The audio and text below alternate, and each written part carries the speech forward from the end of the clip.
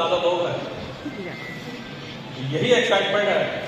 इसी कारण हमारा बिजनेस इन्वेस्टमेंट का बिजनेस जो है, जितना पैसा आपने लगाया उतने का प्रोडक्ट आपको मिल चुका है।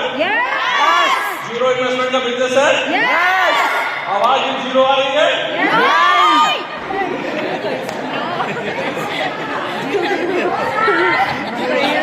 देखते हैं 5 पैसा मेरे पास